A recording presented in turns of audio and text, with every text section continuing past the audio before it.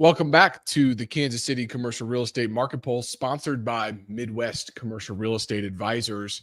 This is episode 29, which is very exciting because we've been doing this show specifically for over a year now, and we have been able to increase our audience, generate traffic for listings through the deal spotlights, and have incredible guests on, such as Joe Killinger, who is joining me here today to talk all things commercial real estate, digital marketing, and specifically YouTube. And very excited about that. I'm going to introduce Joe here in just a second, but this is our team here in Kansas City. You know, we have been dedicated to delivering top-notch service and results, bringing market intelligence and a collaborative approach to every client that we serve. And Joe, I always kind of joke that I don't get the calls. We don't get the calls about the 150 unit multifamily property that's 99% leased, built in 2020 with,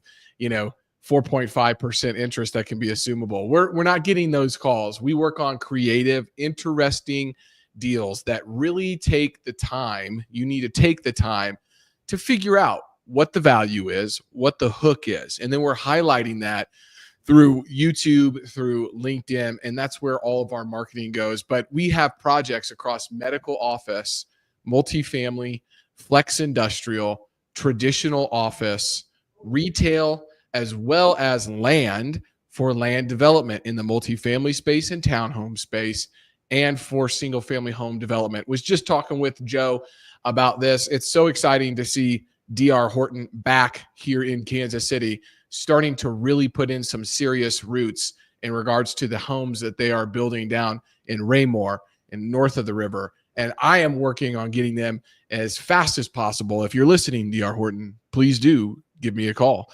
No, they are going to look at one of our listings this Thursday. So it's very exciting. That is one of those, big first mover advantages, to see a big national home builder come in and really lay down roots, which shows confidence for the Kansas City market. So if you have any needs in regards to commercial real estate, please do reach out to our team. We are also helping 4 individuals right now identify their replacement properties for 1031 exchanges. Had 3 closings last week. We have an additional 2 we are hoping today. And additionally, we have many, many different listings. So please do reach out to us. We're coming here every single week on the Market Pulse, the Kansas City Commercial Real Estate Market Pulse, to be your go-to source for real-time data-driven insights. I am so excited to drop the most recent market report, and that's going to be going live tomorrow. You need to be following my LinkedIn newsletter because that's where everything is distributed. I just love the platform. I think there is so many ways to utilize that. We'll do a deep dive on that in a future episode. However, it is good to see commercial real estate volumes back up to $170 billion for Q2 nationally, which is a great marker, right? We are up about 14 to 15% year over year. Joe asked me, how is the Kansas City market? And hopefully, Joe, you could coach me, but I would say that, my response was very statistic and data driven, because I try not to focus on adjectives. I try to give statistics, and that's exactly what we're doing here on the Market Pulse. We also showcase our new projects here through our Deal Spotlights series that we have, and we're bringing on experts like Joe Killinger, who's here with us today. Look, guys, I've been following Joe for a long time, and I saw that Joe had been doing YouTube, and I was a guest on I think it was your partner's podcast. It could be yours. Maybe I just got him yours, yeah, podcast not too long ago. But Joe's not just talking about the business, he's building it and document it at the same time. I think that is so exciting and a good way for commercial real estate brokers and investors to really start to build that following. Enough said. Joe, welcome to the show. How are you today? Thank you very much. Thank you for having me on. And Logan, one thing you pointed out, you did talk about stats from the very beginning. And that's impressive to me, because when somebody asks, how's the market in Kansas City? A lot of people say, oh, it's good. You just had the opportunity to really show your expertise. And exactly. That always impresses me when somebody says, they break it down going, It depends on which asset class you're looking at, and you broke it down by asset class very quickly, very succinct, very professional. Those are the kind of people that you always want to work with, because they now have, most agents would just say, oh, it's good, it's good, it's good. But when you break it down, it's an opportunity. Yeah. Well, I had Bob Mackel on the show about a year ago, and he said the best way to stand out is to know your market and know your numbers. And when somebody asks you, how is the market? You do not answer in statistics. You answer in, you do not answer in adjectives. Right. You answer in statistics, right? And just doing that alone will allow you to rise to the probably top 10%, maybe the top 5% or less commercial real estate brokers, right? Yeah. Yeah. I mean, well, you heard from the best then, right? I didn't know he said that. So I'm just, that is exactly what you need to do. Well, it's great to hear you reiterating that same fact. Yeah. So, Joe, for those who may not know you yet, how would you introduce yourself? Well, it's kind of boring, but so Joe Killinger, I'm the partner in a few real estate companies. Then I have the joekillinger.co website, YouTube channel, and I really utilize that to really help people that are struggling in commercial real estate, or maybe just want to grow their business, and I help them. And so there's a lot of stuff on the website that you can go see. There's scripts, there's recommended reading from other agents. It's linked to the YouTube channel. There's all kinds of tools that are free. Everything's free. I don't charge for it because I just think our industry is amazing. And when I was starting, it was a struggle. Yeah. And, I've got my business partner that you met, George Pino. He's the CEO of our commercial real estate brokerage company, Commercial Brokers International here in Los Angeles. We're 22 agents. We're a full service commercial real estate brokerage. But we do service the entire country. Actually, we have some affiliates that are overseas. We have the Commercial Real Estate Affiliate Network, and we have Icon Capital Advisors. It's a commercial real estate mortgage company.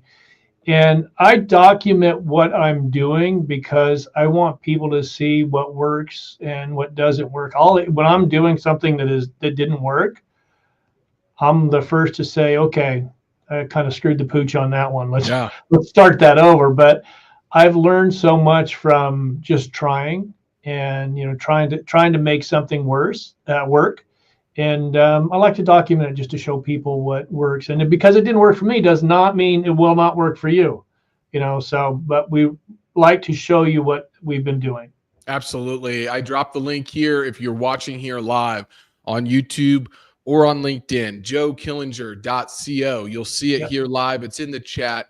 And I just went to the website, and you can subscribe to the newsletter. Make sure to go subscribe to Joe's newsletter. I tell you what, the free resources over there, I have used them for years. The cold call spread, scripts, all of the documents that you have. If you're a new real estate broker or looking at getting into the industry, what an incredible place to go and get a 25-year seasoned veteran's best information for free. So head on over to joekillinger.co, follow Joe and everything that he's got going on over there. Hey, we just posted a new booklet that's the first 90 days in commercial real estate that's free, and I think that can help a lot of people. So make sure you get that.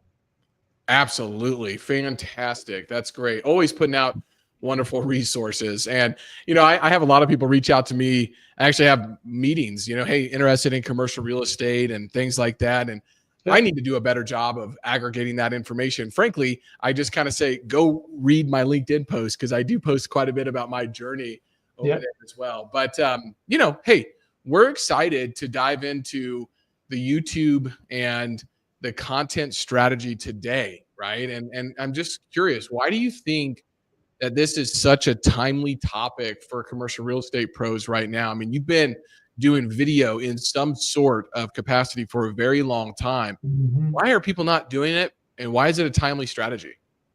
A lot of people are just following the path that everybody else is doing. It's podcast. I got my pod. Everybody wants a podcast, and I've just always loved video. And I just think that, it's a real opportunity to create something. We're very visual people, and, and everybody's being smart with their podcasts. They started putting them on YouTube. And so that's brilliant. And so it's a good way to do it as well. But I've always just loved video. And I started doing YouTube well before podcasts were a thing. It's just I saw where the market was going in commercial real estate, and we were one of the first ones to start putting out content on YouTube for commercial real estate, and it drove a lot of business. Yeah. And now we've built a pretty good base there, so we want to stay consistent with it. But these videos, they'll last. They'll last if you do it right. You can really build your business with it. So you're talking about, when you say they're last, they're talking about kind of this evergreen content. Yep. Right? Yep. So, I mean, what I see a lot of people doing, which is helpful, is timely market updates. And I do a lot of that, right? But like, let's talk about the difference between maybe evergreen content that can always be generating inbound leads versus timely market updates, and how you've segmented the two. We really, there's a thing, since you brought up Bob, proof stacking is a great one. That's something that's going to last forever. Talk about a client that and maybe you guys talked about it on the video with him, or the live with him. We did not, no. Oh, you didn't? So proof stacking is something that Bob does regularly. And Edwin that he worked with, it really got it started. But what that is documenting how you met the clients, how you went through the process of vetting them out, how you went through the process of finding them the asset, and all the ins and outs that you use to really find the right asset for them. And this could be for retail, this could be across all asset classes. And then, just document or talk about as you go, and make sure you document it. And then what was the end result, but put the whole story down. So proof stacking is just really, I think that's where it's really going. If you go look at a lot of people that are doing big deals, they're proof stacking right now. Matter of fact, there's 3 of my videos. It's all about clients that we did. So we worked with Elon Musk with the Boring Company. We documented that. We had John Paul DeJoria that owned Paul Mitchell hair care products. We talked about some of the deals that we did with him. He had a Malibu property that was 400 and some odd acres. It was impossible because he bought it in Vegas. Him and his buddies thought, I'm assuming there was alcohol involved, but I don't know for sure. They were going to put a golf course on it, but it's right on the edge of the ocean, so you weren't going to get anything done with it. And then we had, and we talked about that whole process. And we ended up donating that property, and he ended up making a killing on it. And then lastly was there is a group of a company coming to Los Angeles that's doing these human carrying drones that you're going to be able to come into LAX, get a human carrying drone, and go to your location. So we really talked about those 3 big clients, and man, did those pull. So proof stacking, really great way to do it. All right. So those are long term. For proof stacking, number 1, well, obviously document everything, but how you met the client, how you vetted them or the deal, and then what was the end results. That seems very simplified, right? But it's about the storytelling and being able to showcase and give somebody something concrete that they can relate to. Is that correct? Yeah. You want to make sure you talk about the asset class and the market that you did it in. So if somebody's looking in Kansas City for a multifamily and you've got like 5 proof stacking, I'm like, man, this dude has done a lot of deals. You've already vetted yourself. Yeah. So very powerful. Yes. And if you can proof stack and keep that evergreen content available for people to find you, that's going to be stuff that's called leverage, right? Naval Ravikant talks a lot about leverage. How do we find leverage, right? Well, one of these things is through advertising and marketing. Well, if you have those case studies, you have those stories, and people can find them and review those and then relate back to them, they feel like they know you before they even contact you. And what I like to call it, I think maybe Bob calls it this as well, is that refrigerator magnet, right? When your plumbing goes out, when your HVAC goes out and it's hot and you need water or whatever happens, you've got a backup. And you go to the refrigerator and you've got a magnet of Charlie's Plumbing or Full Nelson Plumbing. That's who I use here in Kansas City, by the way. Full Nelson Plumbing, because I just had to call them, right? Like Full Nelson was on the refrigerator, right? You have to be on the refrigerator as a commercial real estate practitioner. That's exactly right. Fantastic. Yeah, so that's great long form content, as much as you can do of that. Now, short form, just going out and being in your marketplace. If you got a showing out there, doing a showing today, talk about the property a little bit. these quick little videos that they work very, very well. You talk about the marketplace, the pricing, and another good one, and I'm stealing this. I don't know if you know Eddie Gonzalez from Arizona, CRE Advisors, Create Advisors. He taught me this years ago, was to, when you close a deal, do a video on guess the price. So you show the property and you give all the numbers on it, right? Price, square feet, you can give even some of the comps, and then you guess the price. And then you say, in 2 days, I'm going to come back on here. I'm going to tell you the price. And you can even offer a $10 Starbucks card or something like that. And it really drives people to make comments on your social media or YouTube account, or this can be done on Instagram, TikTok, any of them. But those work really great because it drives people to comment. That is such good advice. At what point, because I mean, there's very few people in the commercial real estate industry, at least as brokers. I mean, I was just on Raphael's podcast. I think he does a good job with video. Does. Obviously, you got Sean Ward and Justin Ryder. You got yourself, myself, trying to do some video every once in a while, right? But like, you were first. I mean, there was no one. I mean, maybe the guy Michael Bull, right? He's had a radio show forever, right? But yeah, he's amazing. Yeah, he's incredible, right? Yeah. Video wise, what point did you realize that content could really become a tool in your business strategy?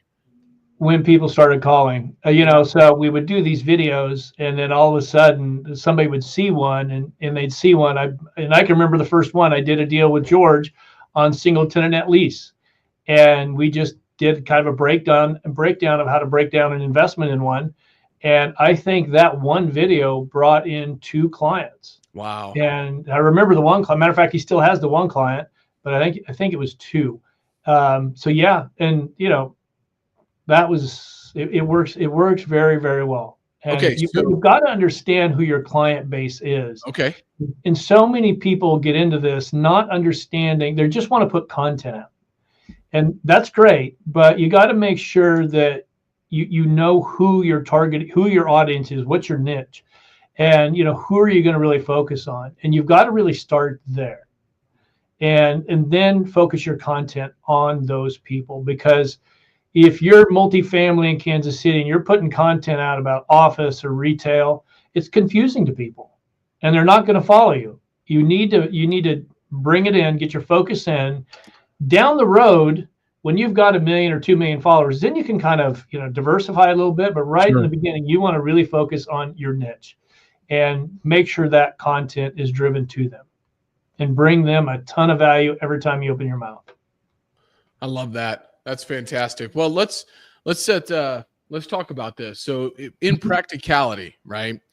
Like, let's say I close a deal and we had a successful transaction, a lot of people are always going after testimonials, which I think is important.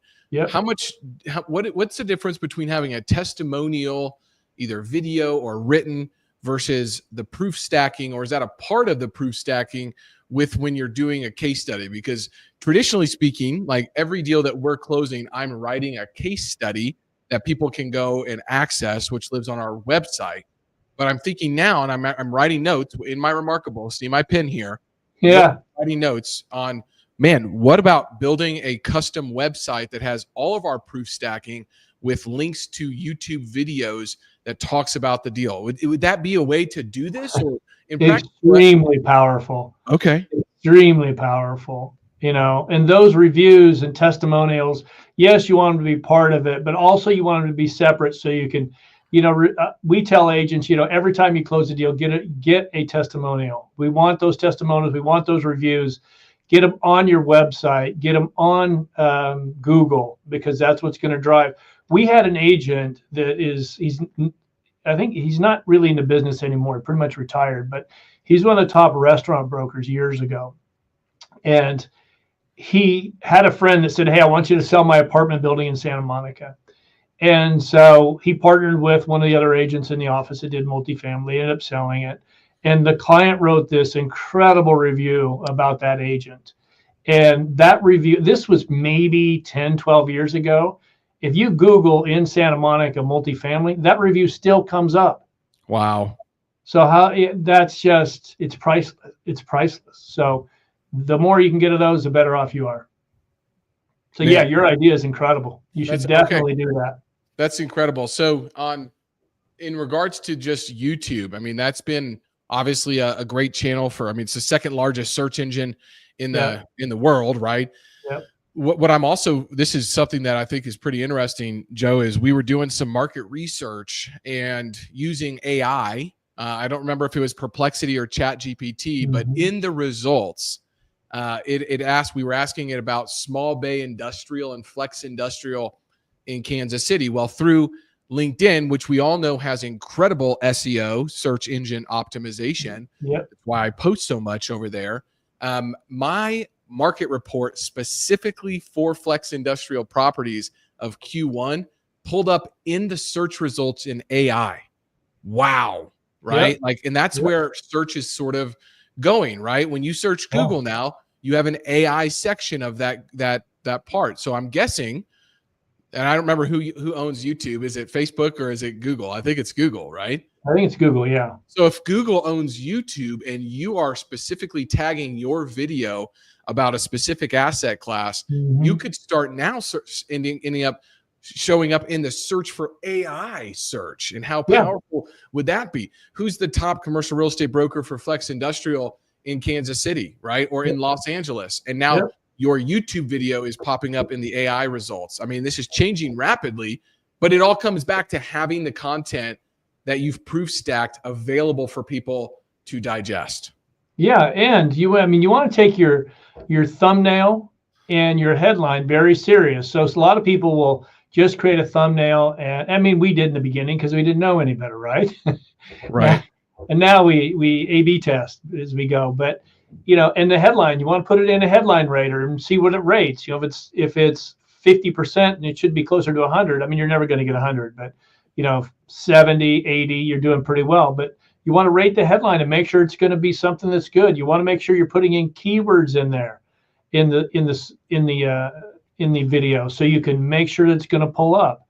This isn't just post and hope. You've got to really do your analytics as you're going, and you got to see what's working for you, what's not working for you, and understand how SEO works with YouTube. Understand the importance of a thumbnail, and understand the importance of the headline. It all matters. Wow. Okay. Well, so let's just kind of segment over here, right? Like, hey, Joe, Logan, this is awesome. I'm all in, but I'm busy. I'm making cold calls. I'm doing all of this stuff. And then they start to think about trying to start a YouTube channel, a LinkedIn platform, and maybe TikTok. I'm definitely not on TikTok. So I'm an old guy in the commercial real estate world. If you're on TikTok, Joe, good on you, man. I'm on there. I don't use it right. I use it mostly for testing shorts.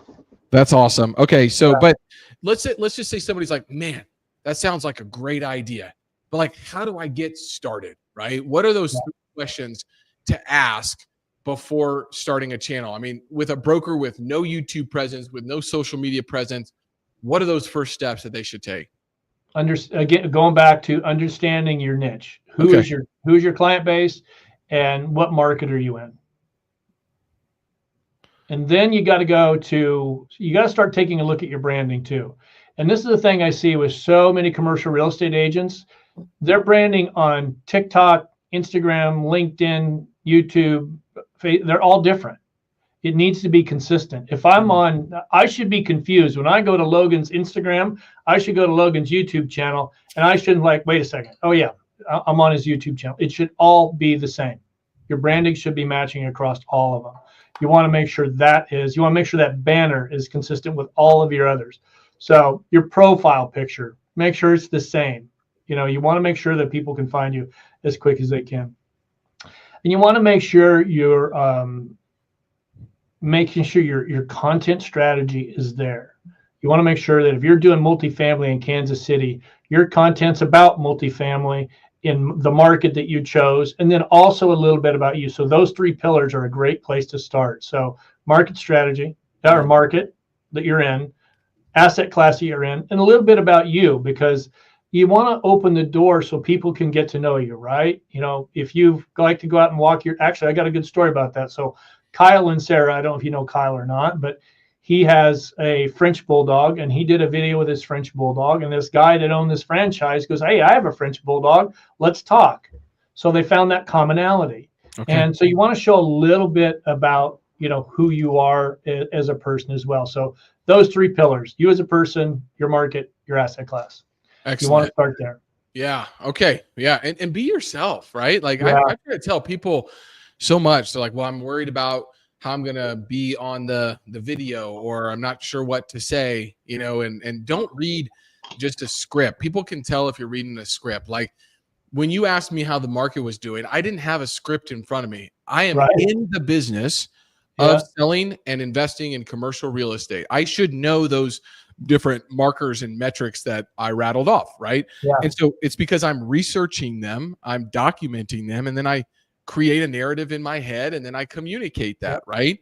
But at the same time, everyone has a unique voice. And I had an early mentor really kind of pour into me and say, hey, you need to stop trying to be somebody you're not and just be yourself, right? And so that's why on my social media, you will see things about Jocko Willink and David Goggins and my faith, and talking about my family a bit, and won't put pictures up of my kids because they're too dang adorable, and you're gonna try to find my kids for some reason, some weirdo out there. But anyways, I don't. So I have smiley faces over their faces. But at the end of the day, like, you gotta be yourself, and you have to find that unique voice. And then this is so good that you said, what can I teach or show them? I mean, give them statistics. Start there. Know your market. Know your numbers. But how do you keep consistent, right? Like I've seen so many people have a big push, right? Like, oh yeah, burn out. And they burn out, right? So how can you stay consistent, right? Like that is the number one thing that you have to figure out, right? Like, and for me, it was this, like 9 years ago, I joined maybe it was a little bit 7 years ago or something. I joined a, Yona Weiss 10-day challenge on LinkedIn. I might've been one of the first groups. And, I just never stopped, right? At that time, I probably had 2,000 followers and no reach and didn't know how to use the platform. Well, fast forward 5, 6, 7 years, and we have 33,000 followers, and our impressions are over 3 million a year. And each deal that we're posting about is generating 25 to 30,000 views, which then creates leads to our listings for us to go follow up, right? I have so many case studies to talk about that, and I'm making notes on how to proof stack correctly right now. And I'm writing to myself and my team, hey, we got to put this whole strategy together and make sure we have this information. We need to make sure they're getting that information, right? So, but this is a part of who I am now, is staying that consistent. But maybe if you could, since you've been staying consistent for so long, and somebody does get burnout, what are some tips to stay consistent on a regular basis? For me, it's my schedule. I just know that we have a lot going on with the multiple companies. And, if I'm fortunate, when I started out, I didn't have a team, but now I do. Not on the YouTube channel. I have one person that edits the videos, and then we decide what's going to go out and what's not. But, when you start to burn out, you really lose the wherewithal to be creative. And, you start seeing, once you lose the creativity, you start seeing the viewers drop. But you've got to really maybe scale it back a little bit until you get your feet wet.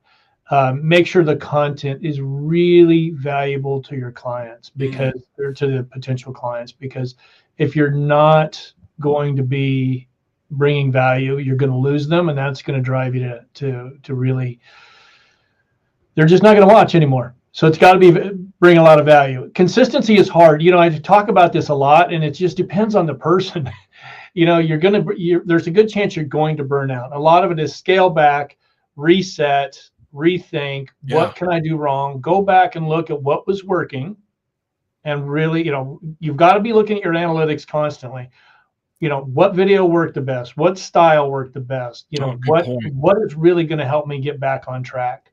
And because you can get burned out. So you just got to step back, reassess what you're doing, maybe take some time back, slowly get back into it.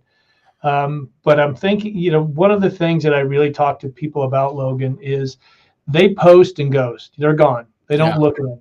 You've got to treat your community just like that. You've got to be interacting. If you're posting a video and you're getting a comment and you're just letting it sit, that's not good. Go in and thank them for making the comment, even if it's a negative one, which I've had a few of those over the years. Sure. Thank you for your opinion.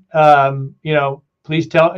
Even the negative ones I try and respond to. Sometimes I just like, because they're just trying to get you to get a response out of you. But you've got to engage and build your community. And once you get engaging and talking to people, the burnout will go away. You've got to start talking to people and asking, what do you want in your community? Yeah. The number one thing that helps me with the burnout going away is, as you stay consistent, you get results. And when you get results, you then package those results up and you can market those results, and it just compounds on top of each other. Right. And it's like one of these things that Graham Weaver talks about. And Graham Weaver is a very successful investor. He is a lecturer. And I came across one of his videos called How to Live an Asymmetric Life. So what are those things that you're doing that have unlimited upside with very little downside, right? I mean, for me, it's very easy. My morning routine is what keeps me living an asymmetrical life, right? I'm working on my faith. I'm doing some meditation. I'm getting physically active, right? I'm making sure my LinkedIn post is ready to go. Like, I'm hydrating, I'm eating well, right? Those are all asymmetrical returns for me. But like, what happens on LinkedIn and social media and YouTube is, once you start having those results, it's really, there are no downsides to doing it other than your time. And what I talk about a lot is there's a difference between inbound and outbound. And I think what a lot of people get stuck on in this business is, posting about how many cold calls they're making. And I'm like, hey, that's great. When I got started, I was pounding out 265 cold calls a day. But I can tell you, just like somebody said, hey, I've been rich and I've been poor, and I'd much rather be rich, right? Well, I've had to pound out 265 cold calls. I don't have to do that anymore. And I'd much rather not have to do that, right? And so that's asymmetrical return if I'm able to have an inbound strategy that's coming on a regular basis. And the business can become fun, which then feeds itself, and you're staying more consistent. Yeah, I think when we start doing these videos, we think it's going to be a pop, and the bells and whistles, and everybody's going to start calling me. That's not the case. There's a lot of competition. You've got to go into this, and this is where I see some of the burnout. And again, that's why I was talking about the different personalities, is you've got to come into this knowing that this is just like cold calling. Content creation is just like cold calling. It is something you're going to have to do to really build this up. You've got to get better at it. You've got to understand it.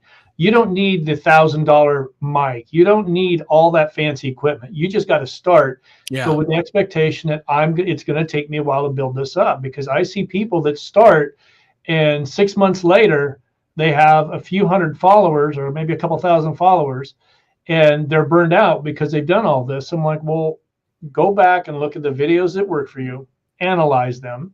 What was the content about? What was the length of the video? And maybe you need to do something like what we do. Is right now we're posting the longer form videos on Sunday nights, and then Monday through Friday we're doing shorts. So, and a lot of those shorts are either something I come up with an idea, I just want to get posted, or I do a lot of mentoring. I'll record those, and then we'll splice those up and put those out. And then I have this thing I do every Friday called Fridays with George, which honestly was just something that I was being lazy one day. George just happened to be walking by. I go, hey, how about we do a Fridays with George? And it's going to be a term, explain a term in commercial real estate. And that's how that started. And now we've got an award through CREI Summit for doing it and people will reach out and interact. And, it's amazing that, something so simple, but it was just kind of raw in the moment. I think this is something people want to watch. But analytics, look at your metrics. You got to look at it all. That's going to help you. Don't have short-term thoughts that this is going to blow up right away. It's going to take a while. Absolutely. And, we get a lot of questions around what content works. I mean, look, go on and find the folks in your niche that are having success and look at what's performing well for them, right? How-to videos and market updates, property tours, behind the scene. There's so many different content strategies and ideas that can start to work. Now, one thing that I love that you said is do not have kind of this, Epicurean, gratification. You need to be able to delay that gratification, be more stoic when you're thinking about this. But additionally, like Graham Weaver also talks about choosing your hard, right? Like do hard things, right? And I think that a lot of folks that start with social media and videos is like, hey, this is hard. I don't know how to figure it out, so I'm going to quit. Or I'm going to try to hire someone, and then they don't figure it out, and now I'm paying money for it, and they're not quitting. This is a part of your business. If you're a real estate broker, you are at your core a marketer, and you're creating an audience. And so you shouldn't outsource that. Now, you can outsource production, and you can outsource all of that, but you need to figure out your analytics, what's working, what's not, and testing it, and choose that hard, because I think that is so important. And if you can understand that, once you do, you can start to outsource specific parts of your real estate business and your content strategy. But love that idea of choosing your hard, knowing your metrics, knowing your numbers, reviewing the analytics, and testing things out, Joe. I think those were all incredible points to talk through. Oh, absolutely. There's something I said, I put a tweet out a couple of years ago. I said, you can have the best service in the world, but if nobody knows about it, you don't have a business. Now, you could be the best marketer in the world and have the worst service, and everybody's going to know about it. So, you want to make sure the two combined are very good. You want to make sure that you're putting good marketing out there. I mean, it kills me in commercial real estate, and maybe, I don't know how long you've been in commercial real estate, but, it's cold call. We're still kind of old school, right? We're still stuck in the 70s. Cold call, cold call, cold call. And, you said something earlier about inbound. If we just do cold calling, that's hard to scale. I mean, how many more cold calls can you do every day? But if you do your cold calling and you work on your inbound via email, via YouTube, via podcast, via, social media, very important, because those inbound leads are more likely to work with you than a cold call. It takes a long time, but you're still relationship building. So keep that in mind. Absolutely. Yes. Thank you for that. Roshni said, true. Starting is hard, but once you do, then you keep going. Couldn't agree more, Roshni. Remember always, and I love this quote too, that, life is suffering. And so you need to choose something worth suffering for, right? It is hard. Things are hard, right? And if you have that mentality, then you can really start to succeed, and the burnout really does not affect you as bad as if you think it's going to be easy. So thank you for being here, Roshni. If you guys have any other questions or comments, please do drop them in on LinkedIn and on YouTube. We're here live with Joe Killinger talking about YouTube strategy, digital marketing, social media for commercial real estate. This was one thing I wanted to really hone in on, right? Which was, what was maybe one big mistake that you made early on with your YouTube strategy, your channel, things like that, that people can maybe learn from? Just not really vetting the content, just thinking, not studying what it was really going to be. I was too diversified. It was way across the board. And I learned, okay, we got to bring it in. We got to really bring it in. And so, in the very beginning, also mistake number 2 was I just thought I had to have it perfect.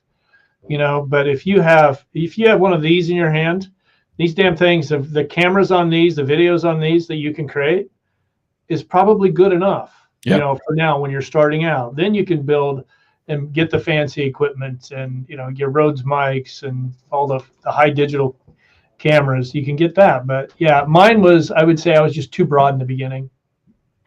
Yeah, you got to niche down, right? The riches are in the niches. Hey, we pulled out a nice tweet here from you that said, hey, don't worry about, is it perfect? Just get it out and put data out. Now, this reminded me of Craig Gorshell, who runs one of the largest, I think, churches in the United States. And he talks about GITMO, or good enough to move on. It's an acronym. I love acronyms. Get something good enough to move on. And then I did some more research and found out that Taylor Pearson talks a lot about the 70% rule. Get something 70% of the way, get it out to some people that might be engaging with it, and get feedback, because that last 30% that you think you need to have perfect might actually be the exact opposite of what the market is needing.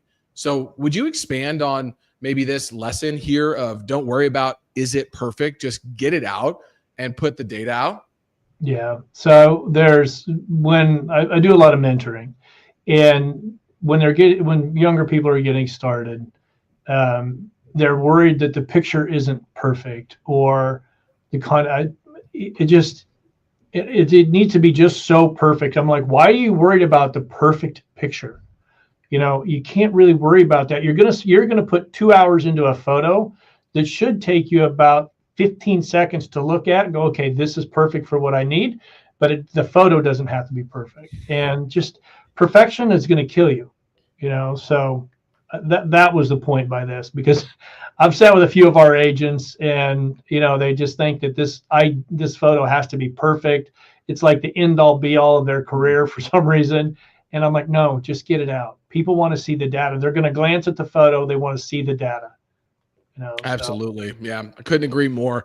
Getting that information out to the marketplace. It's not going to be perfect. You're not going to be perfect. No one is perfect. I always tell my kids there was only one perfect person in this world, and that was JC. I'll just keep it at that. But long story short, couldn't agree more on that front. I think it's really something that holds people back, right? Is this perfection, right? And John Wooden talked about in his book, The Pyramid of Success. One of my favorite quotes was, we can strive for perfection. We will never achieve it, but we can strive for a perfection and land on excellence. So strive for perfection, land on excellence, pivot, iterate, move forward. Ray Dalio talks about this in Principles as well, right? You take action, you review the results, you analyze them, you figure out what went well, what didn't go well, and then you make principles to change so you can have a better result next time. It's the 5-step process of achieving anything in life. And so I think that is something that we all need to keep in mind. So I appreciate that thought, Joe. Well, you have to think about your time. Your time is a lot of value, and that's in sales. If you're on commission, time is money. And so, make sure that you and the people that they put all this time into it and they're not getting the result that they want. And a lot of times that will lead to burnout. They say, I'm trying so hard to be this perfect, get the content out. You're going to build, it'll build, just reiterate, really look at what you're building and, follow what works. Absolutely. 100%. All right. Well, let's get to a little bit of a rapid fire session here. What are 2 to 3 steps that you think a broker could take this week to start launching or improving their presence online? Oh, So we tell our agents this, but first of all, I want to bring up one thing is, the average age in commercial real estate brokerage is around 55 to 62. So seeing guys like you that are out there doing it, younger guys that are getting in the market, there's such a huge opportunity for you guys. You guys were born with these things in your hand, right? Yeah. So you guys know how to create content. You guys can go into a market and take over, because you're not just doing the cold calling. You're writing blogs, you're creating content, and your exposure is a lot bigger than most of these other people that are living on referrals. So you can go in and take over a market easily. And you want to start with the first 3 steps is get in your marketplace, get out there, and just, if you're going to do an inspection or a showing, go out there and document it. Just start documenting your day. And that is going to really be a great place to start. It's just, I'm doing showings, I'm doing inspections. This is a new property in my area that just sold. Do the thing I talked about with Eddie Gonzalez about guess the price. That is a very powerful one. But just documenting your day this week, start there, is going to be a great place to start. And even if you're in retail and you're out walking, we call it the block program. You're walking in, getting to know people. Take a photo with the manager, the store owner, tag that store, get that out, talk about the people that are in your community. I was just in this neat little store here in Kansas City. It's in my marketplace. I was out, maybe you were doing showings or whatever it was, and I stopped in. You guys have got to go check this out.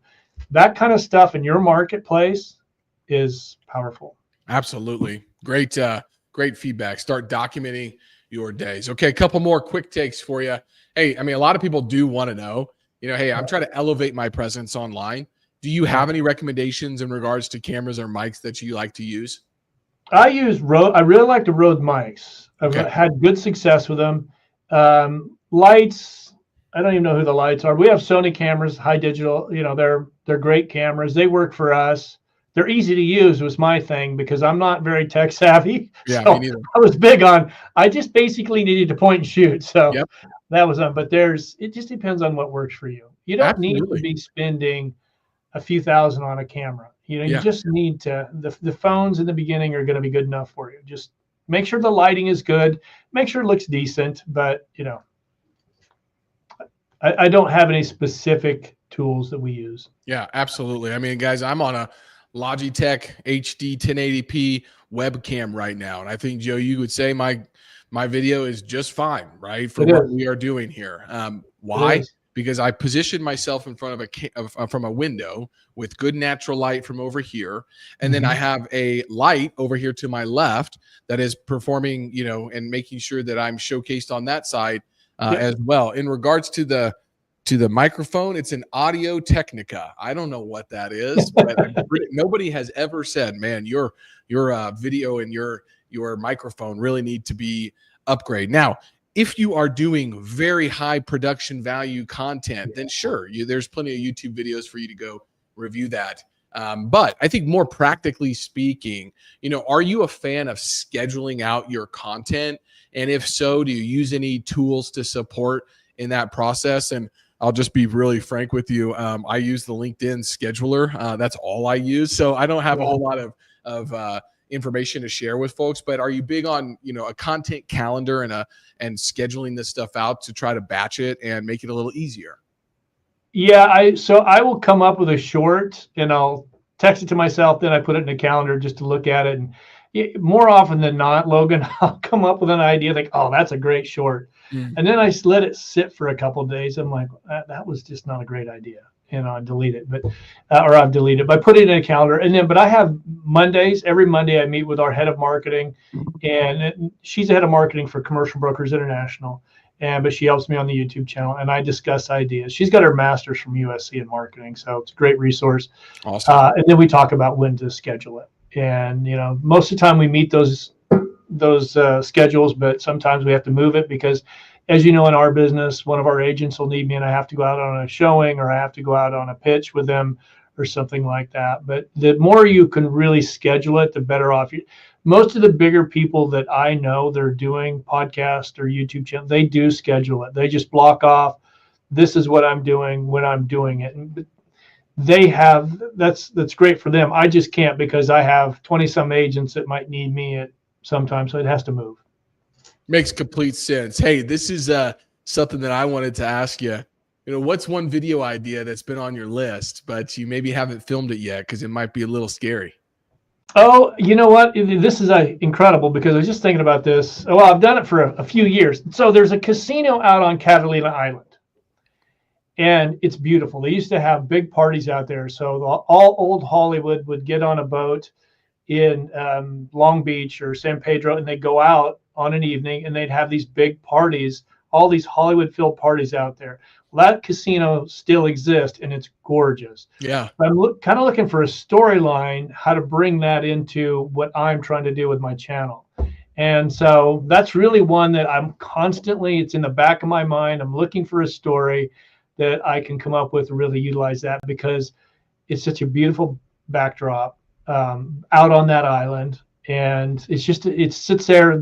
I think they still rent it out for parties, and I think you can tour it as well. But that's the one of them I'm trying to figure out. Yeah. Well, let me give you a little bit of tips. So like whenever I'm trying to brainstorm something like that, I will have either GenSpark or ChatGPT, Deep Research, or even Perplexity do deep research on that property, right? Yep. And so then it will share with me all of the history of the property. Then I simply will ask, I am trying to figure out a storyline for me to make a video and relate it back to my business. And then I would send my business information over to AI, man. I wonder what it might drop out for you just from a brainstorming standpoint. It could be kind of a cool thought process for you. Yeah. No, I love it. And I'm doing a pivot with my channel right now. I was interviewing, I was very fortunate to get Chris Voss and Cody Sanchez and a bunch of other big name people But I feel that like I kind of got away from why I originally started. I started doing these interviews with these great authors, and it was great. Views were through the roof, and when they repost something, which we should talk about collaboration. We'll do that right after this. But when they repost something, you get a bunch of followers from them. But it just wasn't. I thought I was missing the point with people wanting to get into our industry because they were great, but I think I needed to really do more videos. So I'm starting to do more just one-on-one videos of me talking about, empathy. And I got that from Chris Voss video was how to use empathy in sales. So I'm really pivoting towards really how to help people in commercial real estate grow their business. Great. And Love that. so I think that's it. And it's affecting my channel. Doesn't really grow anymore. It's pretty stabilized, and my views are way down because that's not the people that did subscribe. That's not why they subscribe, is this kind of content. So I'm going through it like everybody else right now, redoing it, figuring it out, figuring the process out. And it's scary because I was building something that was growing so fast, but in the end, I really wasn't fulfilled, and it really wasn't what I should have been doing. And I kind of got away because the numbers can get addicting. Yes. You start to see the follower count, you start seeing the views, but if it's not what you really want to do, then you are going to burn out on it. I was starting to burn out a little bit, and I'm like, hey, you know what? Even my sister said to me, she goes, well, you kind of got away from why you told me you really wanted to start the channel in the first place. So, but collaboration is something, if you really want to grow your channel, is, find people that are in your marketplace that can really be great for your channel, and then they will repost your content. So hopefully you'll pick up some of their subscribers and vice versa. Yes, absolutely. Well, Caleb Brown is a gentleman that is embodying this on a regular basis here in Kansas City. If you follow Caleb over on LinkedIn on a daily basis, he's showing you what he's doing, the properties he's going and touring. I think he does a great job. So thanks for being here, Caleb. We appreciate that. Most definitely. We got time for really one last thought, Joe. What is the one message that you'd like to leave everyone with that might still be on the fence about starting YouTube strategy, a channel, or just putting themselves out there? It's a pretty simple one. And it's like, you've got an opportunity here to really go out there and build a huge business. And video is going to be part of it. Matter of fact, LinkedIn's looking at doing a lot with video. So everybody's headed toward video. And so you don't want to be the person that says, okay, yeah, I'm going to do it now, and everybody else is already in the marketplace. You want to be the first to really get out there and do it. There's not that many people doing just YouTube videos, for commercial real estate. So the opportunity is there. And, you got into this business to build something, a future. And video is that future. And and I think the proof stacking. If you can do video proof stacking, you're going to be unstoppable in your market, because I can guarantee you in any marketplace, there is such a limited number of brokers doing it. You're going to be the leader. So just go do it. Go be the first. Be number one in your market. Love that. Well, I've just dropped on the channel again, the proof stacking, how you met the client, how you vetted the client and the deal, and what was the end results. Joe, thank you so much for being on today. If everyone wants to come see what you've got going on, access those free resources, I've dropped joekillinger.co here, but is there any place else that those folks should go review, sign up, and subscribe? Yeah, well, it's all Joe Killinger. So my YouTube, my Instagram, LinkedIn, Facebook, TikTok, it's all Joe Killinger. Just please give me a follow, and I'll follow back. Let me know about your thoughts today, and so that's the way. That way, I'll know where you came from today's video. Absolutely. Well, thanks again, Joe. We very much appreciate it. If you're interested in commercial real estate here in Kansas City, you're doing a 1031 exchange, you'd like what we call a property or portfolio performance audit instead of the broker opinion of value, Joe, you'd like that. We do PPAs instead of BOVs. I'm just throwing all kinds of acronyms at you guys today. Then reach out to us. We just completed 3 or 4 of these We truly are trying to advise. Should you hold?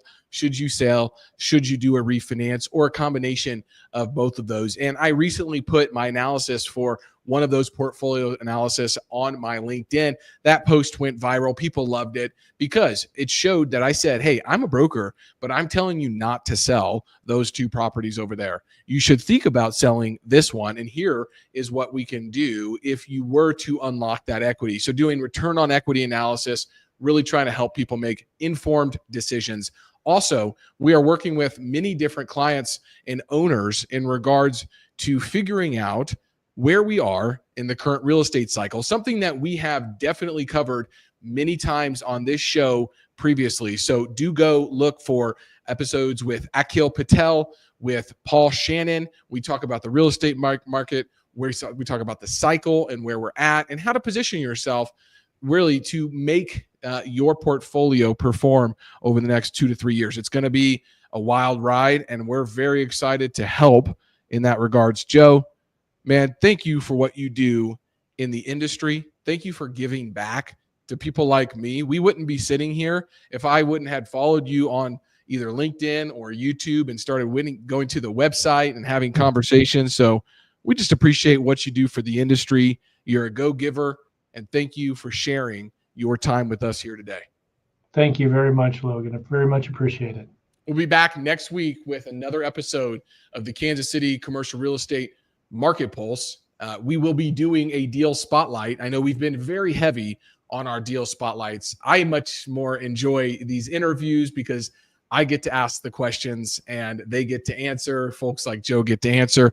But we'll be back doing a deal spotlight on a really unique, what I'll call incentive stacking opportunity zone project plus historic tax credits in an up and coming market. Really cool deal. So make sure to check that out. Next Wednesday, we will be here live. So we'll see you then. Joe, thanks again for your time. And thank you all for your comments and for your questions and for being here. I can tell you that I learned a lot. I have a page of notes here on my Remarkable, and I probably got 3 to 4 hours. And I know Katie's listening here. I'm going to have many different notes going over to Katie to say, how are we proof stacking? Where are we showing up? We're not even on Google. So let's start knocking those things out. Hopefully you had some actionable takeaway items like I did here today. That's what we're trying to do here on the show. We'll see you guys next time. Thanks for being here.